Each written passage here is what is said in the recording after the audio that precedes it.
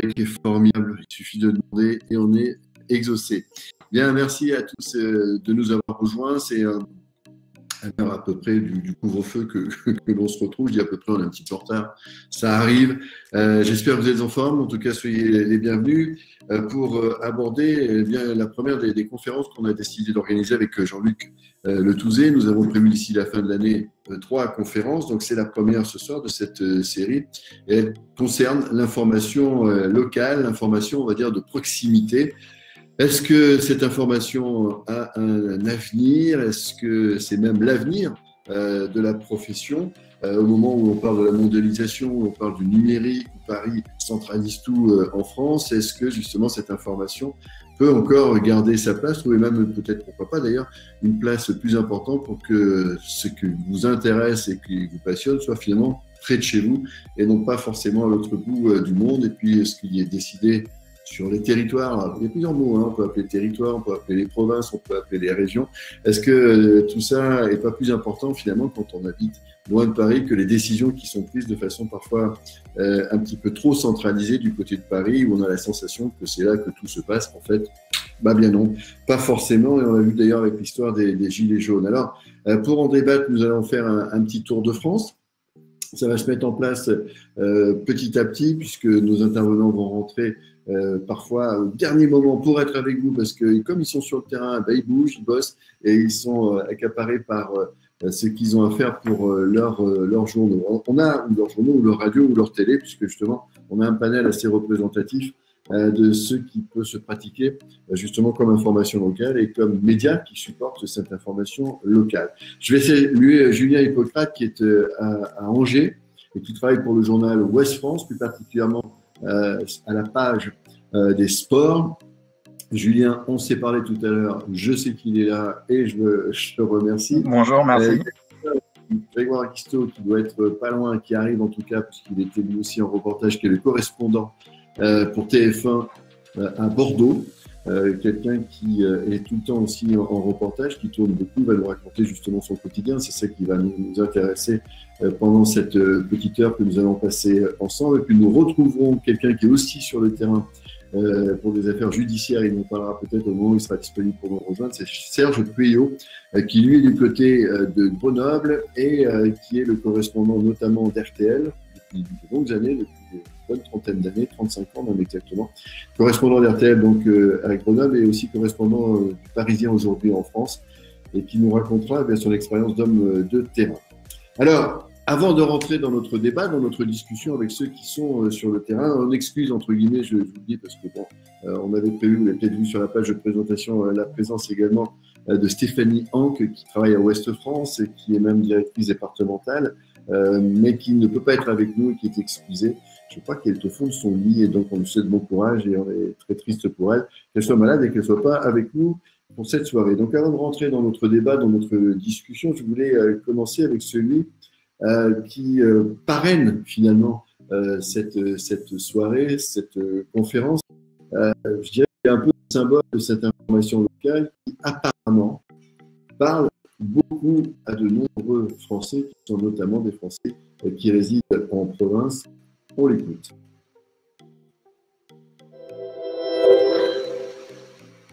Bon, bonjour à tous et à tous. Je suis vraiment désolé de ne pas être avec vous, surtout sur ce thème de l'information de proximité qui me tient tellement à cœur, mais prêt à répondre à toutes les questions de Lionel Chamoulot. Je t'écoute, Lionel. Salut Jean-Pierre, merci en tout cas d'être là. J'allais dire que tu es presque le parrain naturel pour aller vers ce genre de colloque concernant l'information locale et son avenir. Parce que toi, tu as défendu, mais depuis des années, on le sait, avec beaucoup de talent et beaucoup de ferveur, l'idée que l'information qui allait intéresser les gens, c'est celle qui est au plus proche des gens. C'était ta démarche, non ? Oui, ça a été considéré comme un coup de folie en 1988 quand j'ai inventé ça au journal de 13 heures, en ayant une idée toute bête à l'époque. Les journaux nationaux ne parlaient que de l'info nationale, internationale souvent, mais pour eux, l'information nationale, c'était uniquement l'information institutionnelle et parisienne. Les médias nationaux ne sortaient de Paris que pour aller au Festival de Cannes ou au Festival de Deauville. Et puis nous, on a créé, avec quelques-uns à TF1, un réseau de correspondants Ça n'existait pas en télévision, ça existait en radio. On se souvient tous, enfin les plus anciens se souviennent que dans notre jeunesse, il y avait des correspondants de RTL, d'Europe 1 dans toutes les grandes villes de France. Mais la télévision, jamais. La télévision était très centralisée. Et donc on a créé ce réseau de correspondants en région. On a inventé ce métier de correspondant régional d'une chaîne nationale. Et ce n'est pas pareil que quand on travaillait à France 3. Il y avait déjà des équipes régionales, mais les équipes régionales travaillaient pour leur journal régional. Nous, les correspondants à TF1, ont inventé un mode d'écriture des reportages pour s'adresser à toutes les régions. On parle d'une région, mais on s'adresse aux autres. Donc le mode d'écriture n'était pas du tout le même. Et on a inventé ce métier. Aujourd'hui, il y a 19 bureaux, 150 journalistes, dont Grégoire qui est avec vous et qui est un des correspondants émérites du journal de 13h, de 20h. Parce que maintenant, même les 20h aussi s'intéressent à la proximité. Et justement, par rapport à nos étudiants qui nous écoutent, est-ce que tu penses que c'est aussi une info d'avenir, je dirais l'info sur le terrain, parce qu'on a la sensation qu'il y a une génération actuellement qui pense qu'elle a un petit peu tout au bout des doigts avec Internet, on peut trouver les images, les infos, mais tout le monde a les mêmes images et tout le monde a les mêmes infos, et ça devient un problème finalement. Non, c'est pas un problème. Je pense que c'est une chance inouïe pour l'info de proximité. C'est pas une chance, c'est un besoin d'information de proximité. Plus on peut être partout dans le monde, moi je l'ai constaté pendant ces 33 ans à la tête du journal de 13h, au début, s'intéresser aux régions était considéré comme une folie. Parce que l'actu, tout le monde pensait que c'était que Paris et que l'institutionnel. Or, la vie des gens, la vie des Français, il faut pouvoir la raconter. Dans un journal national, on raconte d'abord la vie des Français, alors qu'autrefois, on ne parlait de la neige, par exemple, que quand elle tombait aux États-Unis. Là, il y avait des caméras partout aux États-Unis. Les rois de la proximité, c'est les télés américaines. Elles filment tout, partout, etc. Et les télés françaises s'amusaient à ne reprendre que ça. Mais de la neige en France, on n'en parlait jamais. Ça semblait vulgaire, inintéressant, etc. Nous, maintenant, on en a commencé à en parler au journal de 13h, et maintenant, dans les journaux de 20h, de toutes les chaînes, il tombe 2 flocons, boum, il y a des éditions spéciales. Donc l'info de proximité s'est développée d'une manière considérable, il y a un besoin. Plus on est dans une information mondialisée, plus on peut aller chercher sa propre information quelque part, plus les médias nationaux ou régionaux ont une mission de proximité qui est vachement importante, d'où le succès des journaux de la presse quotidienne régionale, de la PQR a plus de succès que la presse nationale en ce moment, ça marche mieux, malgré les difficultés que l'on connaît, mais l'info de proximité, elle a de l'avenir, parce que on s'intéresse à ce qui se passe près de chez soi, dans un journal national, ce qui se passe dans toutes les régions, dans un journal régional, ce qui se passe vraiment dans la région. Voilà, c'est la proximité avec les gens. Alors parfois avec des critiques de populisme, etc., on y reviendra peut-être. Il y en a toujours qui critiquent tout ça, mais d'un autre côté, par rapport aussi à la formation de ceux qui ont envie de faire ce métier, c'est génial aussi de pouvoir faire de l'image, faire du son pour les radios, faire des rencontres, des interviews, parce que finalement, c'est là où on se nourrit de plein de choses. C'est pas juste un plateau devant un édifice. Non. Tu as prononcé le mot essentiel dans l'info qu'on a voulu faire à TF1 et qu'on continue à faire, et que Grégoire, comme tous les autres correspondants dans les autres régions font, ce sont des rencontres. C'est faire parler des gens, c'est se rendre compte réellement de situations en allant voir des gens, avec des problèmes, avec des choses magnifiques à montrer. Voilà, la vie des gens, raconter la vie des gens. C'est magique d'être journaliste quand on fait de la proximité. On n'est pas là pour tendre un micro à la sortie d'un conseil des ministres, ça c'est facile, ou aller poser 3 questions à un président de la République, ça c'est facile aussi. Donc en revanche, aller faire parler un marin-pêcheur de son métier, faire parler un boulanger de ses difficultés, faire parler un vitrailliste du bonheur qu'il a de faire ce métier. Voilà, les rencontres, c'est quelque chose d'absolument magique. Et puis ça passionne les gens. Et puis ça donne des envies aux jeunes de faire les types de métiers qu'on peut montrer, comme je l'ai fait dans le journal de 13h sur l'artisanat ou autre. Et est-ce qu'il n'y avait pas aussi un côté parisianisme qui faisait qu'il y avait des remontées, des critiques, entre guillemets, disant « Ah oui, mais bon, ça va, on sait que faire de la confiture d'abricot, c'est bien, mais enfin bon, il n'y a pas que ça dans la vie. » Il y a comme s'il y avait 2 informations, quoi, une information noble et une qui le serait moins pour certains Parisiens. Oui, là aussi, le mot que tu prononces est exact, comme s'il y avait une information noble et une autre. Non, il n'y a pas d'information noble et pas d'autres informations. Moi, je fais le même métier que les journalistes qui travaillent dans des petites gazettes locales, mais j'ai la chance d'avoir un auditoire, un bassin de public qui est plus large, mais on fait le même métier, faire parler des Français, faire parler des gens, leur faire comprendre, nous faire comprendre aux téléspectateurs des situations, être près des gens. Être près des gens, c'est magique et c'est encore plus difficile que tout le reste. C'est sûr qu'en plus, il faut rester dans son creuset, parce que souvent, ce qu'on disait aussi, c'est que les gens qui sont sur le terrain sont des gens souvent de la région, donc ils connaissent, les journalistes, je veux dire, donc ils connaissent un peu les coutumes, les façons de faire, et c'est ça qui enrichit tout. Est-ce que maintenant, Jean-Pierre, tu fais des grasses matinées alors ? Alors maintenant, oui, j'ai changé de rythme depuis que j'ai abandonné le journal de 13 heures où j'ai passé 33 ans. J'avais besoin de changer de rythme parce que un JT, c'est une responsabilité extraordinaire. C'est magique de pouvoir coordonner le travail tous les matins de 250, 350 personnes, dont ces fameux correspondants en région qui ont été ma famille pendant toutes ces années. Oui, donc maintenant j'ai un autre rythme, je fais plein de choses. J'ai une plateforme numérique qui s'appelle la JPP TV où on reprend tous les beaux reportages sur le patrimoine des régions. Elle a un beau succès, il y a déjà 1 million de vues en quelques mois. Et près de 200 000 inscrits. Il y a une émission le samedi sur LCI qu'on est en train de remanier. Ça s'appelle Jean-Pierre et vous, toujours cette notion de proximité avec les gens. Mais là, on va parler de l'argent des Français dans l'avenir. Là, on a beaucoup parlé du Covid depuis 6 mois. On va changer un peu la formule dans une quinzaine de jours. Et depuis des grands magazines sur le patrimoine des régions, où là, j'aime bien montrer le patrimoine et les richesses de notre pays. Mais t'arrêtes pas, quoi, hein, finalement. Ah mais non, j'arrête pas. Je dors un peu plus longtemps le matin de temps en temps. Mais la proximité, vraiment, si vous parlez de l'avenir de la proximité, je suis convaincu que le journalisme, c'est là qu'il va se jouer. C'est pas de savoir interviewer un Premier ministre qui est important, c'est de savoir interviewer un boulanger. Eh ben, c'est un joli message à nos étudiants. Ouais, bon courage à tous. Et puis, vous allez faire un beau métier. Quel ambassadeur formidable, Jean-Pierre Pernaut. Justement, Grégoire, il a fait allusion plusieurs fois à votre travail sur le terrain et ce qu'il disait aussi, c'était assez touchant puisqu'il dit finalement les correspondants sur le terrain, c'était un peu ma famille. Donc Grégoire, vous êtes avec nous. Merci de nous avoir rejoints. Je sais que vous avez sprinté pour être avec nous et j'apprécie.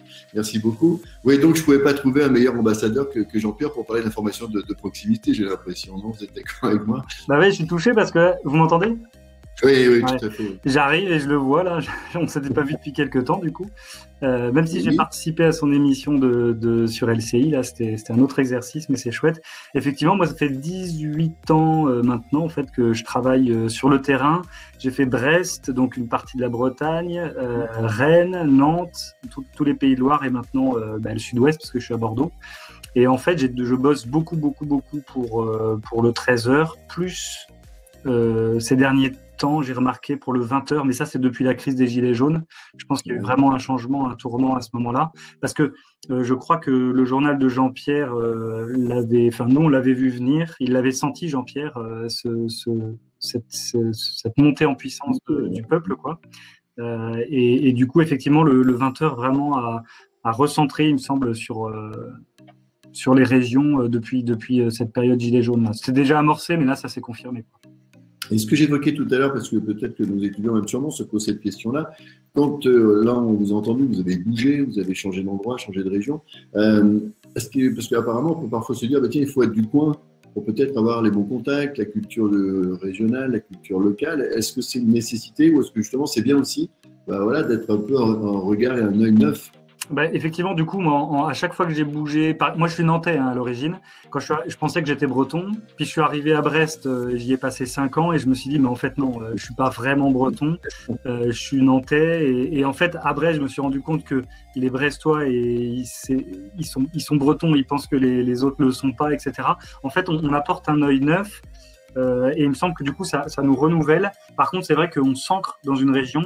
Et les premières années, par exemple, ça fait 7 ans que je suis à Bordeaux, eh bien, en fait, j'avais pas le même regard qu'aujourd'hui, beaucoup plus ancré, etc. Donc, oui, effectivement, je pense que c'est important de rester quand même au même endroit pour s'ancrer et s'intéresser à la région et à la vie des gens, quoi. Surtout que c'est une région qui est très riche ici, hein, le Sud-Ouest.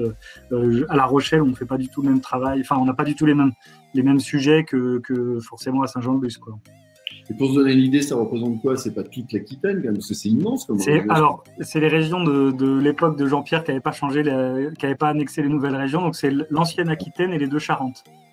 Ah, ok. Et toute la partie Pays Basque espagnol, quoi. Et vous laissez la partie centre, c'est-à-dire Limoges, tout ça En fait, il y a 20 bureaux. Je dis il y a 20 bureaux parce qu'il y en avait 19 jusqu'en début d'année. C'est nous qui avons ouvert à Bordeaux le bureau de Bayonne, là, Saint-Jean-de-Luz. Donc, il y a 20 bureaux en France. Il y en a un à Toulouse, autour de moi. Il y en a un à Limoges, qui bosse que la semaine. Il y en a un à Nantes et à Tours, etc.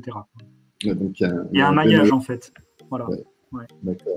et ce qui permettrait, et on parlera tout à l'heure justement de la façon dont vous organisez, dont vous organisez, j'allais dire même aussi pour votre vie à vous, parce que est-ce qu'on est pompier et on appelle et il y a toujours quelqu'un qui dit oui, j'y vais tout de suite, je pars. Toujours. Ça, c'est vous qui serez force de proposition, on en parlera avec vous tout à l'heure, Grégoire, mais je vais aller vers Julien, parce que justement, vous parliez de l'ouest de la France, et parmi les notes aussi qui sont très marquantes, qu'évoquait Jean-Pierre, c'est la presse régionale, la presse sur le terrain, la presse comme Ouest France.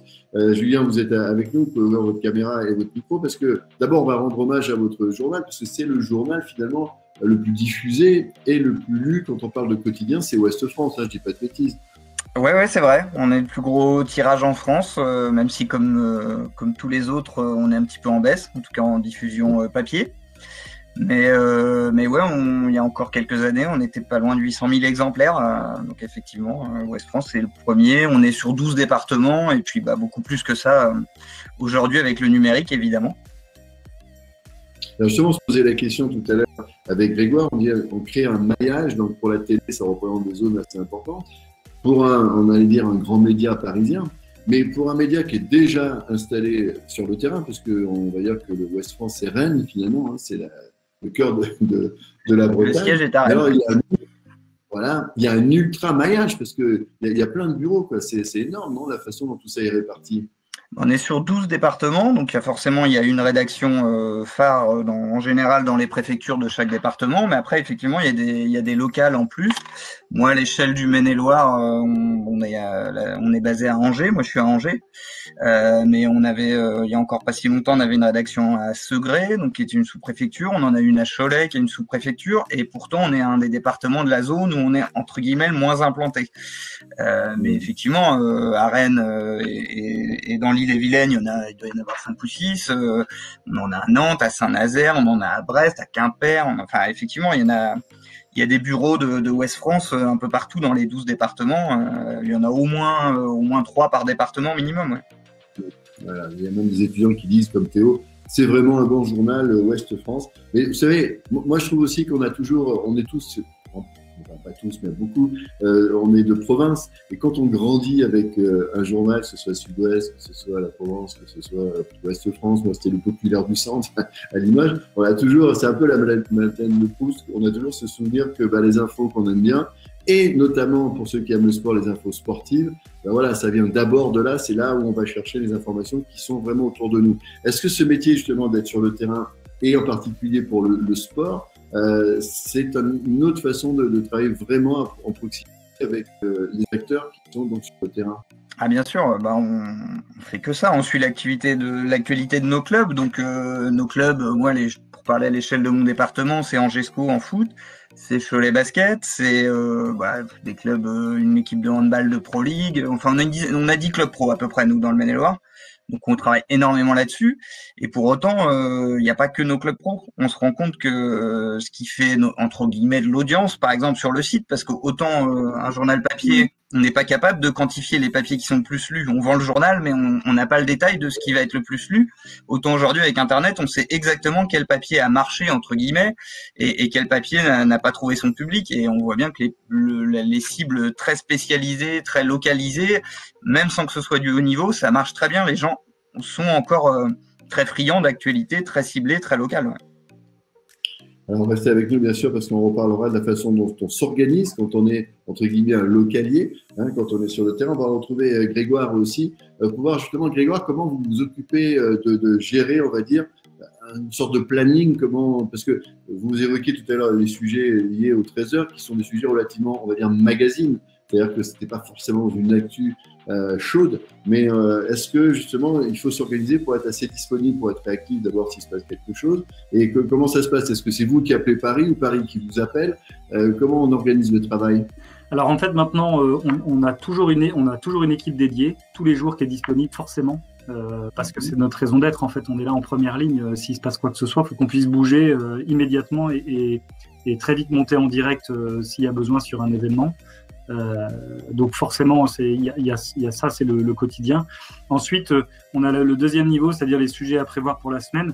Là, par exemple, ce matin, je suis parti en Charente faire un sujet pour le 13h sur un pharmacien qui s'est fait sanctionner pour avoir utilisé de l'alcool dans le gel hydroalcoolique. Donc ça, c'était pour le 13h du jour. Et là, j'ai eu le 13h tout à l'heure au téléphone, donc on se parle beaucoup par téléphone. pour vendredi, et là du coup c'est pour dans quelques jours, il voudrait un sujet sur une station balnéaire qui se prépare, qui commence la surveillance des plages, etc. Donc du coup on a ces niveaux-là, et je sais que par contre un peu plus tard on aura des sujets plus long format prévus sur des séries pour la fin du JT ou pour la fin du 20h aussi beaucoup, et là on les prévoit sur 15 jours on va dire, à cause de la météo notamment, il faut quand même qu'il fasse un temps correct, que les gens soient disponibles, ça met plus de temps à être tourné. Donc ces jours-là, on s'organise pour qu'il y ait toujours une équipe au bureau et que les autres puissent aller tourner leur sujet long format. Donc il y a tout. Ouais. Ce que vous appelez les équipes, c'est un caméraman ou c'est un caméraman preneur de son? En fait, nous aujourd'hui, il n'y a plus beaucoup de preneurs de son, d'éclairagistes, etc. On a tous commencé, moi-même ma génération, j'étais trical, donc ça veut dire que j'ai commencé en tenant une caméra. En faisant le montage, en faisant l'écriture, etc. Aujourd'hui, pour TF1, on a la chance de pouvoir être deux, donc c'est-à-dire un rédacteur et un caméraman.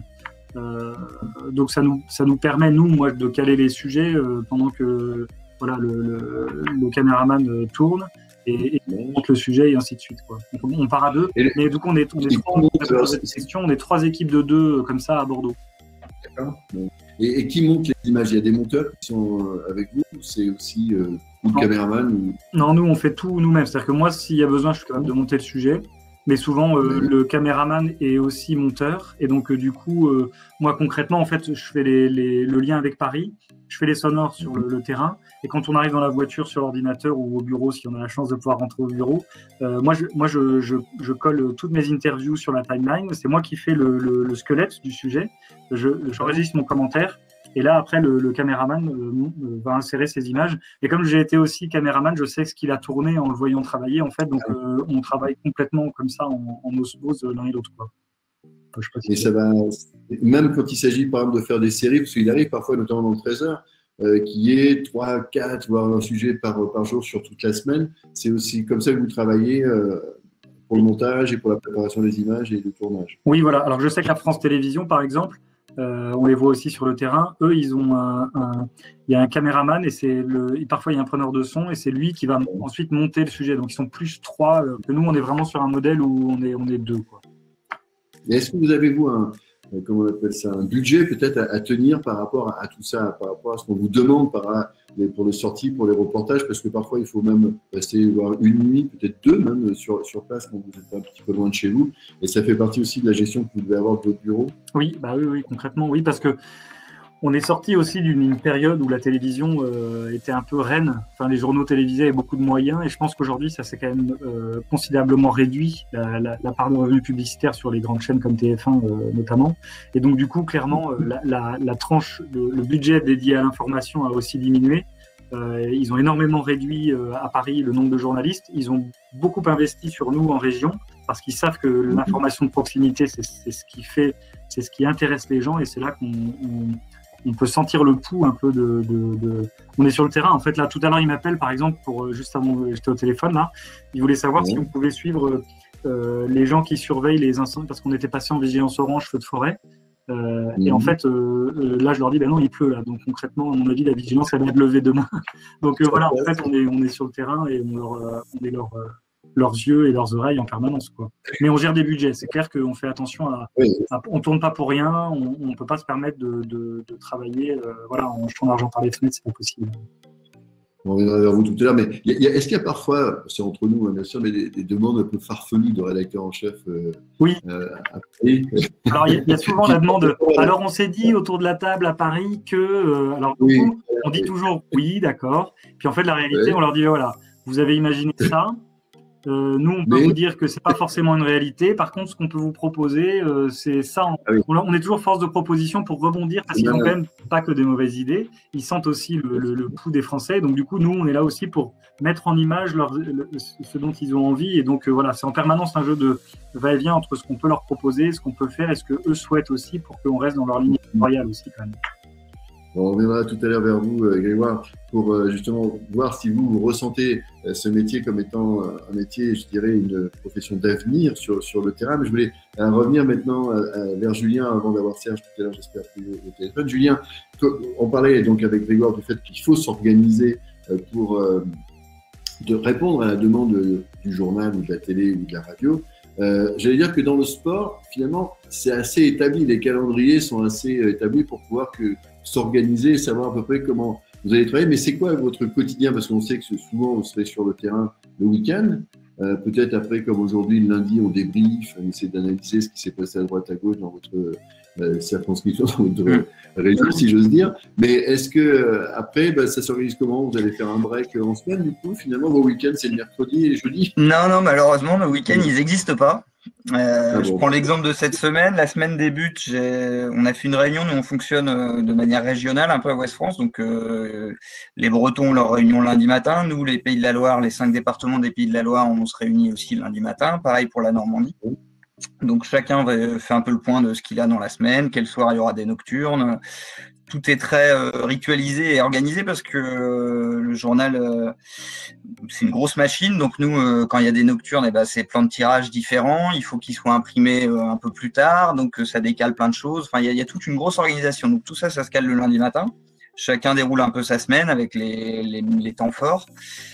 Moi, par exemple, j'ai un match de Cholet Basket demain en Jeep Elite qui reçoit Roanne. Donc voilà, j'ai demandé l'inversion du plan de tirage entre mon département, le Maine-et-Loire et la Sarthe, qui eux n'ont pas de nocturne particulière demain soir. Donc voilà, ça c'est un de mes temps forts. On avait le retour d'Angesco. Cholet Basket rejoue vendredi, donc pour ne parler que du week-end, voilà, on a déjà 2 nocturnes hors week-end. On a des matchs de handball, des matchs de foot, il y a tout un tas de choses. Les matchs du SCO mercredi dernier, là cette semaine, ils avaient un match contre le PSG en Coupe de France, donc autant dire que ça a pas mal rythmé notre milieu de semaine. Donc non, il n'y a pas trop de temps mort malheureusement. Et puis quand on pense qu'on va avoir des temps morts, on a des surprises. Alors là, évidemment, cette saison, le Covid, c'est des matchs reportés, des cas de Covid. Là, j'attends, vous voyez, en national, on a une équipe de foot en national à Cholet. On attend les résultats des tests PCR puisqu'il y avait des cas de Covid la semaine dernière. Donc s'il y a encore des cas, leur match de vendredi aura pas lieu. Donc voilà, la page elle est en stand-by pour annoncer cette info-là. On sait qu'elle va tomber d'ici peu. Peut-être même qu'elle est tombée à l'heure où je vous parle, puisque je me suis un peu coupé de tout ça.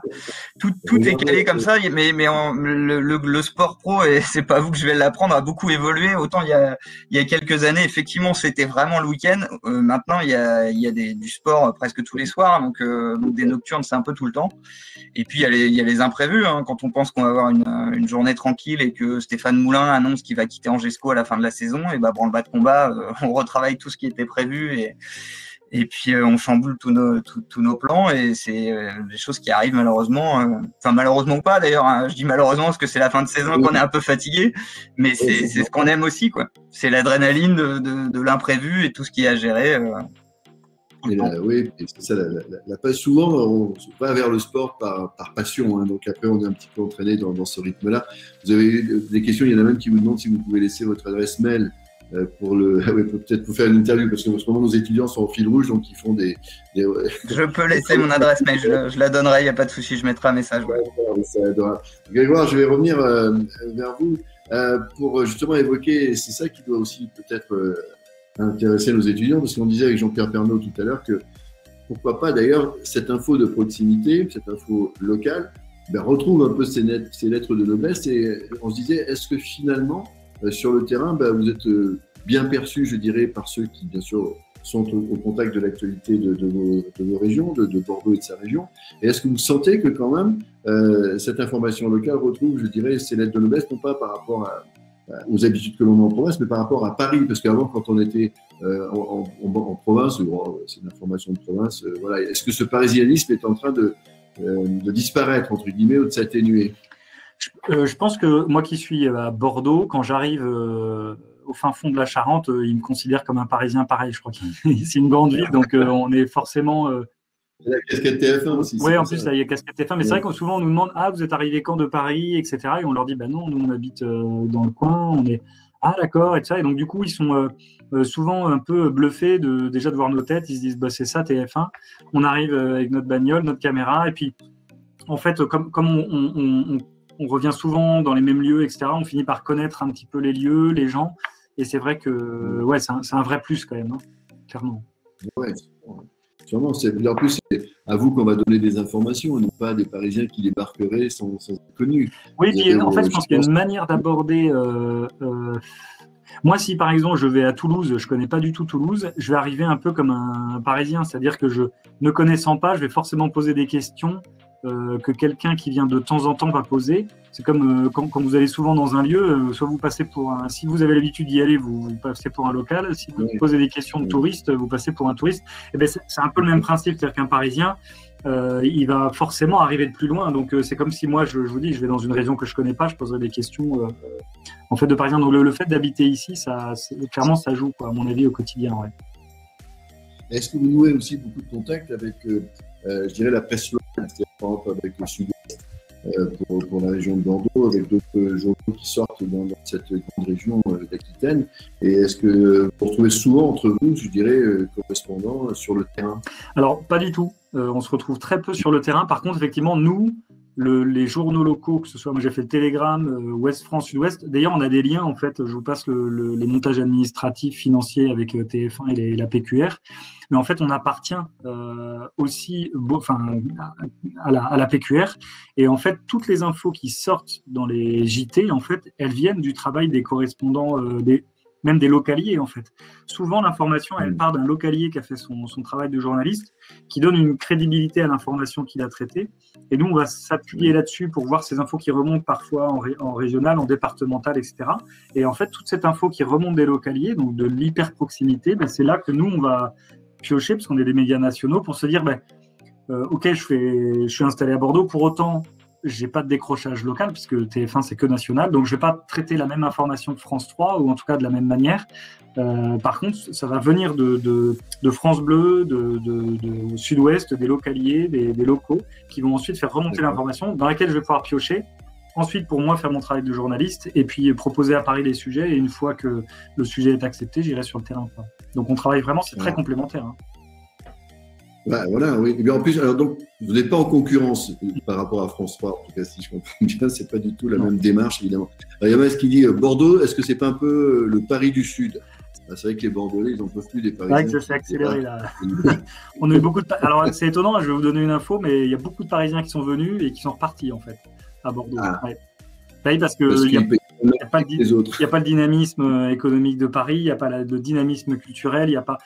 Voilà, il y a beaucoup de choses, pour être poli. Quand vous dites beaucoup, c'est significatif ou pas? Enfin, vous dites beaucoup, c'est quoi? C'est la moitié des gens? Vous ne savez pas, faire une proportion? Parce que c'est intéressant ça, parce qu'il y en a plein qui se posent la question, notamment avec la Covid, de se dire, allez, un petit coup de TGV. Ouais, mais non, ça, c'est pas une. Non.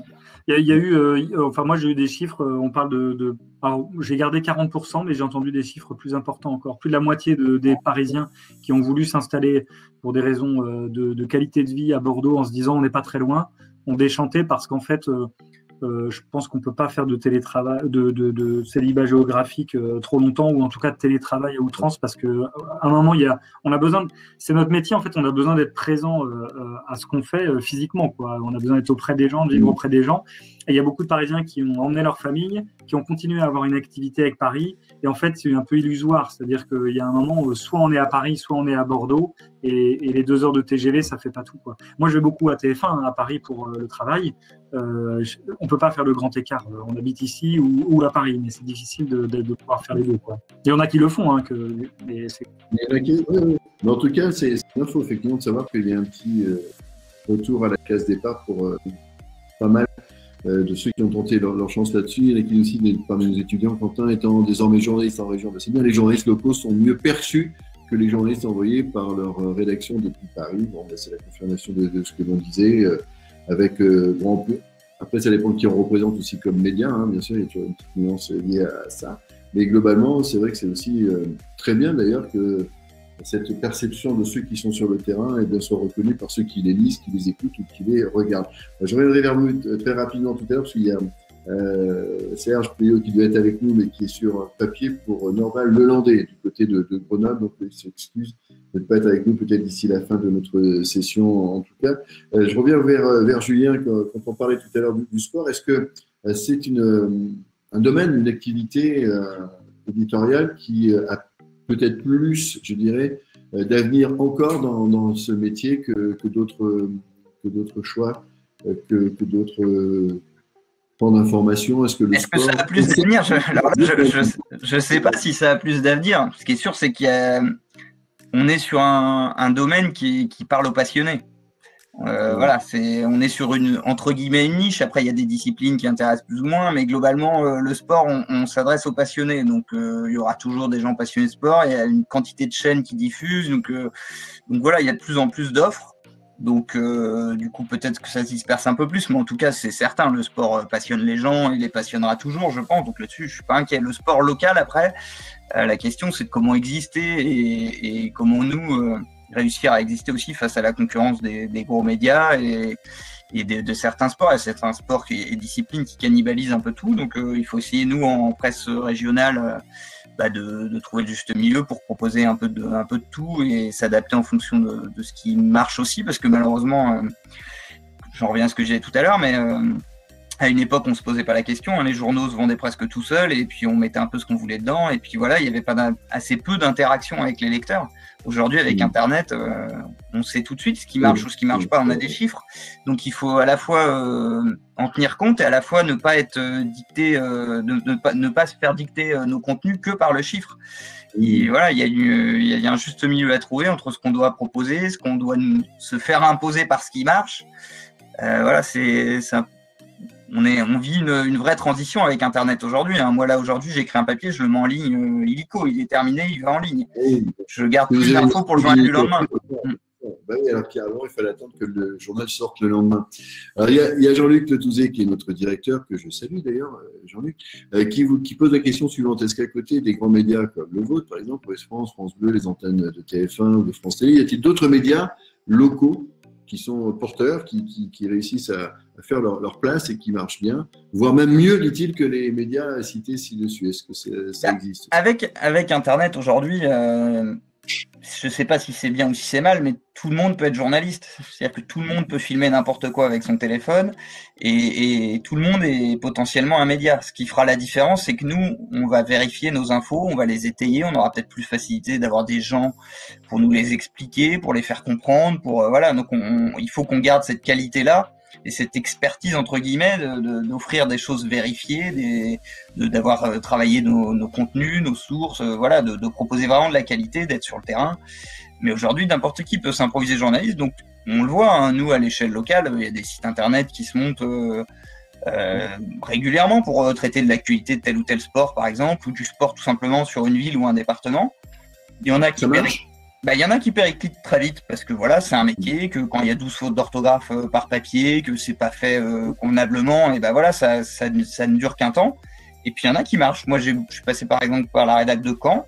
Il y avait une jeune demoiselle qui avait monté son site qui s'appelait Sport à Caen et qui était très présente sur tous les terrains, qui bossait bien, qui faisait vraiment de la qualité et qui aujourd'hui a un site qui fonctionnait bien et qui pouvait être concurrent et parfois sortir des infos qu'on n'avait pas ou qu'on avait gardé un peu de côté en se disant on est tranquille. Et puis non, elle bossait très bien et elle avait réussi à faire un média qui tenait la route en partant de rien et parce qu'elle faisait de la qualité. Il n'y a pas de mystère en fait. Pour que ça marche, il faut qu'il y ait de la qualité. De toute façon, c'est la base. Mais tout le monde peut aujourd'hui lancer son site.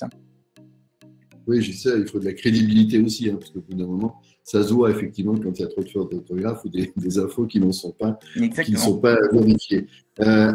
On fera tout à l'heure très rapidement une petite question-réponse avec les étudiants si vous avez des questions à poser. D'abord, je vous pose la question avant de revenir voir Grégoire sur le fait que pour vous, donc, ça vous semble être une logique d'avenir pour ceux qui vous écoutent, qui sont des étudiants en journalisme et qui aimeraient, pourquoi pas, être sur le terrain en région. Est-ce qu'il y aura des débouchés? Il y aura encore des débouchés? On va pas se mentir, hein, c'est plus compliqué sans doute aujourd'hui d'arriver sur le marché du travail quand on est un jeune journaliste que ça l'était sans doute il y a 20 ou 30 ans. Même peut-être 10 ans. Il y avait quasiment il y avait très peu de médias finalement. Mais c'était plus facile. On pouvait s'en sortir d'une école si on chopait un stage ou quelques piges et que ça se passait bien. Voilà, entre guillemets, ça pouvait aller. Aujourd'hui, les tirages de la presse papier sont quand même en baisse. Là, il faut pas se voiler. Moi, quand je vous disais qu'on était à 800 000 exemplaires à Ouest France, on n'y est plus. Hein. C'était il y a quelques années quand moi j'ai commencé. 50 000. Mais de l'autre côté, ils viennent vous voir sur Internet. Mais le problème, c'est la rentabilité d'Internet. C'est-à-dire que pour faire ce qu'on faisait sur le journal papier, Internet, c'est pas les mêmes revenus. C'est-à-dire que en caricaturant, il y a quelques années, la PQR, c'était un tiers des revenus, c'était la publicité, un tiers des revenus, c'était les ventes, et puis l'autre tiers, c'était les petites annonces. Alors, les petites annonces avec Internet, ça n'existe plus. La pub, ça a nettement diminué et les ventes, elles baissent aussi. Donc le modèle économique, il est beaucoup plus compliqué. Donc voilà. Après, nous, on est à Ouest France. Je vais prêcher pour ma paroisse. On est un canard de PQR qui embauche. Il n'y en a pas beaucoup, mais on a embauché encore 10 journalistes au service des sports sur la dernière année là. C'est assez rare pour être mis en avant. On salue aussi Théo Quintard qui nous a réunis finalement et qui sera peut-être étudiant en ICP l'année prochaine. Eh ben, je lui souhaite. En tout cas, il n'a pas été embauché encore à Ouest France, mais voilà, j'ai le même parcours que lui. Il ira chez nous, sa formation chez nous, et il ira à Ouest France. Je lui souhaite le même parcours. En tout cas, moi, j'ai commencé correspondant, j'ai fait des stages, et voilà. Et puis, quand ça se passe bien, il n'y a pas de raison. Quand on est motivé et qu'on se donne à fond, les premières années sont presque les plus dures parce que c'est celles où il faut être prêt à se donner. Moi, je travaillais tous les week-ends sans exception, j'en faisais 50 par an parce que voilà, il faut se différencier et montrer qu'on en veut plus que les autres. Hein. Il y a pas de mystère quand on est marre. Je veux pas décourager tous ceux qui nous écoutent, mais de toute façon, il n'y a pas de mystère. Il faut bosser beaucoup. C'est les plus motivés, bien sûr, qui restent aussi. Grégoire, même question concernant l'avenir de ce métier. Est-ce que pour vous, c'est également un débouché, un métier qui sera dans l'avenir, dans les années qui viennent, intéressant pour de jeunes journalistes qui ont envie justement de faire partie de ce maillage régional, quel que soit le support médiatique d'ailleurs? Moi, je pense que oui, parce qu'il y a beaucoup de... Aujourd'hui, il y a quand même quelques télés locales qui perdurent, et qui tournent. Bon, elles ont des subventions. Il faut savoir aussi, parfois, pas forcément... voilà, il y a parfois des sujets qui sont un petit peu suivre les politiques, faire des choses, ce que Jean-Pierre aime pas trop, mais il faut commencer par là aussi. Et puis ensuite, voilà, elles sont en train de s'organiser, ces chaînes locales. Territoire TV, là, c'est la dernière chaîne là, qui est en train de monter, où en fait plusieurs groupes de presse de PQR se sont réunis autour de ça. En tout cas, pour rebondir sur la presse écrite, moi qui vois beaucoup Sud-Ouest, un peu de l'intérieur, là, il y a une vraie tendance à aller vers l'audiovisuel. Et beaucoup de journalistes qui sont des localiers, sont encore plus en première ligne que nous, puisqu'ils sont au contact de l'info. Et bien eux, demain, ils vont devoir. Alors, je pense qu'il y a toute une génération qui prendra pas les outils, mais il y a aussi toute une génération qui va arriver avec des téléphones, qui va savoir apprendre à les utiliser et à faire de l'information à travers l'image. Et par Internet, c'est génial parce que finalement, tout ça peut être réuni sur le même support. Après, moi, je reçois beaucoup de CV parce que je suis rédacteur en chef du bureau ici, de jeunes qui veulent faire ce boulot, qui veulent être... Et en fait, malheureusement, moi, je me rends compte qu'il y a beaucoup de jeunes qui veulent faire ce boulot-là, mais en fait, ils m'appellent une fois, ils m'envoient un CV, et puis j'ai pas de relance, et puis moi, je réponds jamais la première fois. Deuxième fois, je me dis, celui-là, il s'accroche. Puis après, je lui dis, ok, appelez-moi un de ces quatre. Puis il n'y en a pas beaucoup qui appellent. Et puis finalement, il y en a un qui appelle. Et puis, celui qui appelle et qui m'a appelé 3 fois, il dit, ouais, mais moi, j'ai vraiment envie de faire un stage. Et en fait, je me rends compte qu'il y en a beaucoup qui veulent être journalistes, mais qui vont, quand on est journaliste, on lâche pas le morceau, quoi. Donc déjà, la première chose, c'est de savoir appeler et de savoir prouver qu'on veut aller au bout de sa démarche. Et donc, du coup, voilà, je me rends compte qu'il y a beaucoup de demandes, mais finalement, peu qui vont au bout parce que c'est comme disait mon confrère, là, c'est exigeant, on compte pas ses heures, et en fait, voilà, faut pas espérer avoir des horaires calés et calibrés, et on peut prévoir plein de trucs et tout saute systématiquement. Donc, non, mais c'est sûr. Non, mais ce sont des remarques intéressantes parce que ce côté, je lâche pas, ça se retrouve après dans le métier, parce que quand vous appelez quelqu'un pour une interview, il dit, oh, non, je n'ai pas le temps, on verra plus tard, machin. Il y en a qui vont appeler 10 fois. Ce matin, moi, je devais faire le pharmacien là, pour le 13h, je l'appelle. Et une première fois, il ne me rappelle pas. Bon, je prends la route, je roule. Je rappelle une deuxième fois, il me dit, ouais, mais rappelez en fin de matinée. Je dis, non, mais moi, c'est pour le 13h d'aujourd'hui. Donc, j'ai pris ma bagnole, en fait. Ah bon, il va vous rappeler. Il ne m'a pas rappelé. Il a fallu que j'arrive devant la pharmacie, que j'ouvre la porte et je dis, bon, on se fait cette interview ou pas? Bon, d'accord, on fait l'interview. Et en fait, le 13h, on l'a sorti. Moi, à 11h30 ce matin, j'étais sûr qu'on ne le ferait pas. Et en fait, on l'a fait parce que on n'a rien lâché, quoi. Donc, et c'est notre boulot, en fait. Hein. Ah oui, non, mais c'est ça, oui. Quand on est lancé sur quelque chose, qu'on y croit, et puis surtout qu'on a entre guillemets des comptes à rendre aussi à sa rédaction. Quand on dit, voilà, j'y suis, j'y vais, on dit, mais t'es où? Je suis chez moi. Ah bon? Oui, je passe des coups de fil. Je le fais depuis chez moi au cas où. Non, mais c'est ce qu'on évoquait tout à l'heure avec Jean-Pierre Pernaut aussi pour commencer cette session. C'est que c'est un métier où là, on est sur le terrain. On ne fait pas vraiment du desk, là, on bouge. Ouais, et puis lui, nous déclenchait à 7h30, il était au boulot. Et à 8h moins le quart, il nous déclenche parce qu'il sait que son JT, il est à 13h et que s'il déclenche trop tard, et il dit, mais vas-y, fonce, puis tu passes des coups de fil en voiture, tu réfléchis après, etc. Et en fait, on arrive toujours à sortir quelque chose si on se donne un peu de mal comme ça. Donc, il a toujours fonctionné comme ça, Jean-Pierre, et on a été biberonnés à ça. Hein, Ah oui, non, c'est une école formidable pour ça. Et après, bien sûr, ça explique aussi le succès, hein, parce qu'il y a déjà le concept, hein, j'allais dire, qui a fonctionné, de dire, surtout à 13h, on sait qu'on est plus devant sa télé en province qu'à Paris, donc on va parler de ce qui se passe en province, et de se dire aussi, on est capable de sortir des informations sympas et d'avoir des sujets aussi qui tiennent la route et que les gens ont envie de voir, mais bien sûr, c'est là où on se rend compte que derrière, voilà, il faut usiner, il faut être présent, il faut être motivé. Les étudiants, alors je vois que Jean-Luc dit, merci pour vos conseils, le directeur. Oui, les conseils comme quand on s'accroche, bien sûr. On lâche rien, hein, quand on est dans certains sports. Est-ce que vous avez des questions? Parce que on a abordé pas mal de choses. J'avais promis à nos amis qu'à 20h, ils pourraient regarder le journal de 20h, donc on y est bientôt. Mais si vous avez quelques petites questions à poser maintenant par le chat, ou si vous voulez prendre... Alors, vous avez quel rythme de travail, un reportage par jour, par JT? Comment s'organisent vos semaines? On a un petit peu dit tout à l'heure, mais très rapidement, Grégoire, il n'y a pas de règle finalement. On ne vous oblige pas à faire un sujet par jour, parce que parfois, il peut ne pas y avoir un sujet qui vient du côté de Bordeaux dans un journal. Ça peut arriver. En fait, je pense qu'on a... Moi, j'ai fait la moyenne sur toutes les villes où je suis passé. Une équipe TF1 de 2 personnes, c'est 10 sujets par mois. Sachant qu'on a un rythme de travail où on travaille 20 jours dans le mois, en fait, avec les week-ends, etc. En gros, on travaille 20 jours. Et bien, en fait, ça fait 18-20 jours, ça fait un peu plus d'un sujet. C'est un sujet tous les 2 jours, à peu près. 2 jours, à peu près. Ouais. Sachant qu'il y a des sujets qui mettent plus de temps à être calés, d'autres, parfois, on peut en faire 2 dans la journée, parce qu'on fait 13h-20h sur de l'actu. Donc, mais globalement, c'est ça. Hein. Pour nous, Bordeaux, c'est 30 sujets par mois, quoi, pour TF1. Et quand vous parlez de sujets, est-ce que c'est vraiment des sujets qui sont tournés, montés, commentés, ou est-ce que ça peut être aussi une intervention pour, je ne sais pas, un duplex, par exemple? Oui, on fait des duplex, des éléments. Ouais. Alors moi, je compte en nombre de sujets de 1,30. Donc par exemple, si c'est un sujet de 3 minutes, ça va faire l'équivalent de 2 sujets, mais le volume, c'est à peu près un sujet par jour. Plus à cela s'ajoutent effectivement les directs, Enfin, on envoie énormément d'éléments aussi parfois quand un bureau... Alors, je sais qu'à France Télévisions, ils le font beaucoup, d'aller chercher des bouts de sujets un peu partout en France. Nous, TF1, alors déjà économiquement, c'est plus cher de faire ça parce qu'on mobilise plus d'équipes.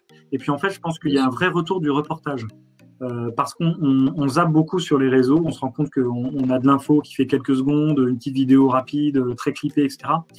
Et je pense que quand on regarde la télé le soir à 20h, ou aux 13h, on a besoin de prendre un peu le temps, de se poser, de se faire embarquer par un journaliste à travers des gens, etc. Et ça moi, j'adore parce qu'en fait, on est fait pour le reportage. On n'est pas fait pour des éléments ou juste des directs un peu à la BFM. Là. Moi, ça me plaît beaucoup oui, enfin, c'est ce que je vous dis. Hein. On va retrouver machin truc devant le truc. Oui, il parle devant la mairie. Ben oui, c'est ça. Et on met les images prétexte, ce qu'on appelle les images prétextes, dans l'habillage, mais qu'il n'a même pas tourné, c'est même pas que ça passe au moment où il parle.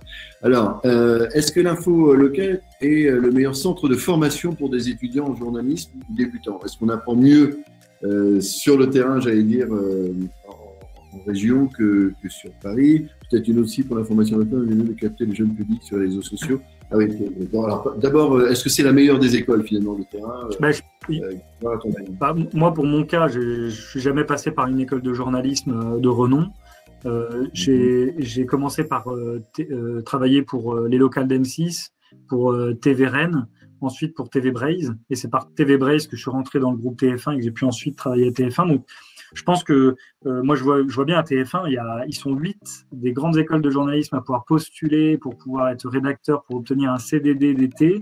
Et sur les 8, il y en a un qui sera gardé pour un CDD d'1 an à TF1. Donc, c'est vraiment... tout est possible. Hein, on peut arriver à TF1 par le national. Mais en fait, l'info locale, au moins, on peut faire beaucoup de choses. On peut faire ses papiers, on peut faire ses petites vidéos. Donc, moi, je pense que le local, c'est l'avenir.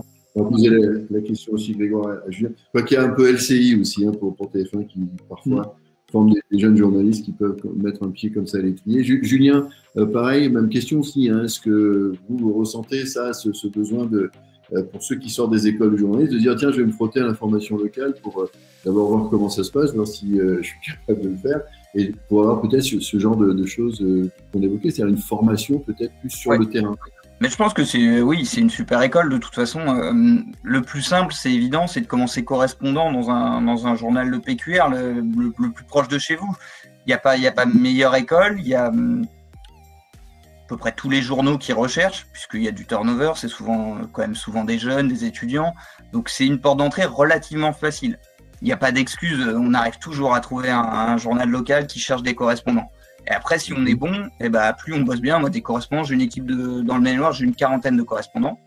Dans mon équipe, j'ai un turnover tous les ans, mais il n'y a pas de mystère. Celui qui arrive et qui est bon, petit à petit, je vais lui filer de plus en plus de papier. C'est évident, hein. Il y a de la qualité, voire de l'info. Si le Corrèze, il a le goût de l'info et qui me ramène justement, parce qu'il a un bon contact avec les clubs, parce qu'il s'est fait un petit réseau assez rapidement, s'il m'amène de l'info, plus il m'en amène, plus je vais avoir envie de travailler avec lui. Hein, c'est évident. Donc oui, c'est une super école pour se former, d'être correspondant dans un journal local. C'est plus difficile de rentrer pigiste à TF1, j'imagine, que de rentrer correspondant à Ouest France en tant que correspondant au sport ou en local. Juste une précision, quand vous dites correspondant, Julien, ça peut être pigiste en fait, c'est ça? C'est des gens qui vont… Non, correspondant, c'est un statut particulier, c'est correspondant local de presse, c'est-à-dire ils n'ont pas le statut pigiste, ils n'ont pas la carte de presse. C'est souvent des étudiants ou des retraités, en gros, pour caricaturer. Alors, on a des étudiants qui aiment ça et qui font ça presque toute leur vie. Et puis, on en a qui arrêtent au bout de quelques années. C'est des gens, vous parliez Théo qui a postulé chez vous et qui, je lui souhaite, sera peut-être un de vos étudiants l'année prochaine. Il est correspondant chez nous depuis 2 ans. Il était dans le coin, il aime le sport, il avait envie de faire ce métier, il a candidaté, j'avais un besoin, je l'ai fait bosser, il se trouve qu'il bossait très bien. Donc, d'un papier par semaine, il est passé à 2. Et puis à faire de plus en plus de choses. Moi, j'ai commencé comme ça aussi. Je faisais des petits papiers sur des tout petits matchs de foot. Et puis très motivé, un papier en entraînant un autre. Plus on est motivé, plus on a de papier. Et puis on peut aller, entre guillemets, se vendre ailleurs. C'est-à-dire qu'on peut commencer correspondant à Ouest France et puis dégoter un stage et puis après aller ailleurs. Et puis voilà, mais c'est une des meilleures écoles. Vous êtes à la recherche d'étudiants qui sont donc après des correspondants, qui sont en mesure aussi de ce qu'évoquait tout à l'heure Grégoire, de savoir tenir un téléphone, de savoir tenir une caméra, de savoir monter. J'étais complètement d'accord avec ce qu'il disait. Aujourd'hui, nous, Ouest France, on est évidemment, on est un journal papier, mais on est aussi westfrance.fr. Et sur westfrance.fr, on peut tout faire, on peut tout se permettre. On met de la vidéo, on fait des podcasts. Nous, on a lancé un podcast basket, par exemple. On avait Céline Dumer comme invitée la semaine dernière. On peut tout faire, en fait.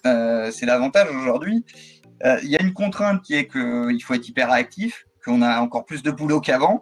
Il se passe quelque chose, hop, il faut que ce soit tout de suite sur notre site internet. En tout cas, c'est notre objectif. Donc on est tout le temps en prise. Mais par contre, on peut faire plein de choses super chouettes. Moi, je fais de la vidéo, je fais de l'audio, j'écris parce que c'est quand même notre cœur de métier aussi. Mais voilà, il y a tout un tas de choses possibles.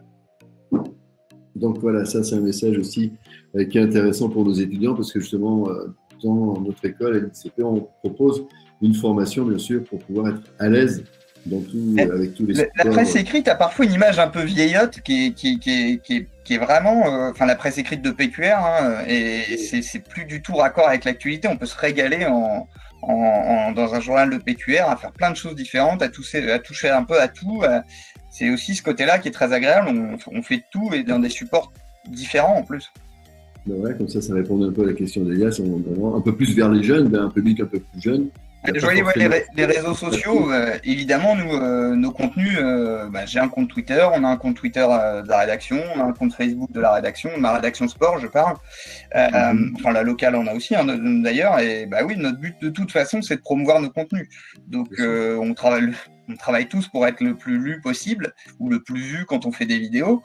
Donc voilà, effectivement, les réseaux sociaux, c'est une manière de promouvoir ses contenus. C'est pas mirobolant, c'est un peu le miroir aux alouettes. Des fois, le Twitter, on a l'impression que c'est un peu un microcosme où il y a beaucoup de journalisme, en fait, de journalistes. Donc parfois, on a l'impression qu'un papier cartonne parce qu'il est un peu repris sur Twitter, et c'est pas toujours le cas réellement. Mais on aurait tort de se priver. Oui, c'est une manière de promouvoir ce qu'on fait quand même. Grégoire, qu'est-ce qui se passe demain pour vous? Vous allez sur le terrain, vous savez à peu près ce que vous allez faire dans les 2-3 jours qui viennent? Demain, on a au programme une vache qui a été sauvée grâce aux réseaux sociaux, justement, à Sabre, parce que Je crois que c'est un bœuf qui s'appelle, je sais plus comment il s'appelle, j'ai vu ça tout à l'heure, et il doit, enfin bref, il est abattu, et finalement il y a une mobilisation sur les réseaux sociaux, et c'est l'occasion de parler surtout de l'écomusée là-bas, qui souffre beaucoup de la crise économique, etc. Il y a toujours du fond quand on fait des sujets parfois caricaturés pour Jean-Pierre. À l'époque c'était pour Jean-Pierre. En fait derrière, Jean-Pierre il s'intéresse aux gens. Et le prétexte là de la mobilisation autour de cette vache, eh ben, c'est l'occasion d'aller voir les gens, de leur donner la parole, etc. Et ça, il l'a compris en fait. Moi, ce qui me touche beaucoup dans la méthode Jean-Pierre, c'est toujours l'humilité. Et même quand on entend parler aujourd'hui, il a quand même 33 ans. Enfin, le gars, il s'est réveillé tous les matins avec la même énergie pendant 33 ans, quoi. Et avec surtout la même humilité. Et moi, je me dis, c'est un métier, effectivement, où il nous a vachement transmis ça, de se dire, bah, on s'efface un peu. Et la tendance aujourd'hui, moi, que je trouve un peu sur les réseaux sociaux, c'est de penser que les journalistes sont des justiciers ou qui sont un peu militants, etc. Et en fait, c'est pour moi, ça va passer, ça, parce que ça peut pas fonctionner. En tout cas, nous, on défend une